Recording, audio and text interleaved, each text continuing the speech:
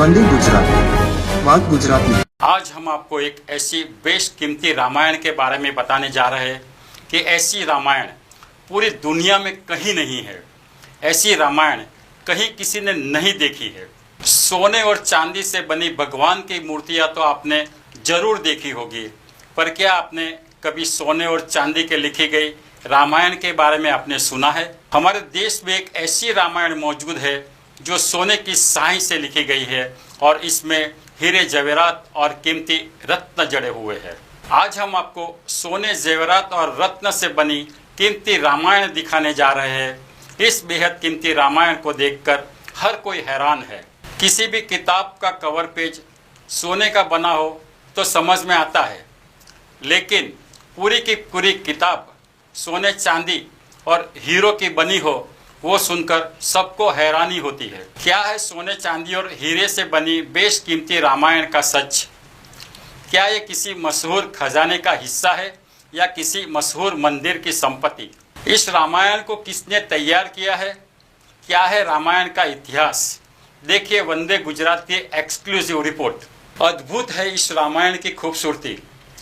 आंखों पर यकीन नहीं होता कि किसी ने रामायण को इतना खूबसूरत और बेशकीमती बना दिया हो। रामायण के बाहरी हिस्से पर करोड़ों के खर्च के सबूत दिखाई देते हैं।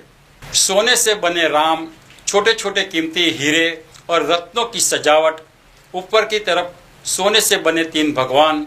ऐसा लगता है कि किसी मंदिर की तस्वीर।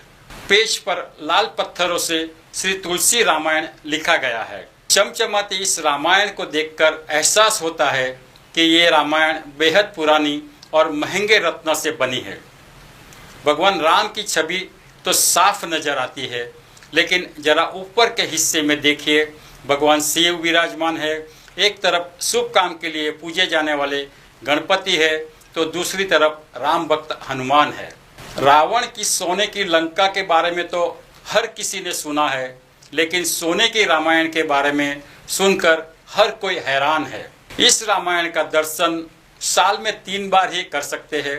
गुरु पूर्णिमा, दीपावली और रामनवमी के दिन ही इस सोने के रामायण का दर्शन कर सकते हैं। इस रामायण का वजन कितना है? सोने, हीरे और चांदी से बने इस रामायण के पन्नों की खासियत क्या है?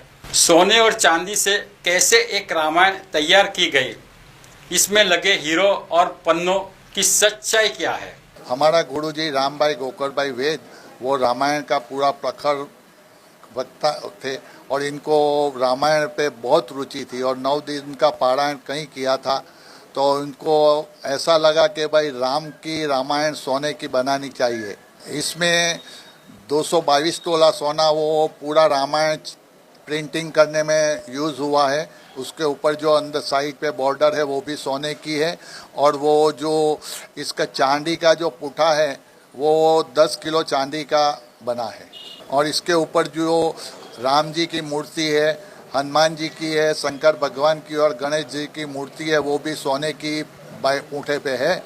और वो इसके जो तुलसीकृत रामायण लिखा है वो रेड कलर का माणिक से लिखा है तुलसीकृत रामायण, और ग्रीन कलर का पन्ना है सेटिंग में और वाइट कलर का डायमंड और लाल कलर का माणिक लगा के पूरा बाइंडिंग का चांदी का वो प्रिंट डिज़ाइन बनाया है। 15-17 साल से दर्शन करने के लिए आता हूँ।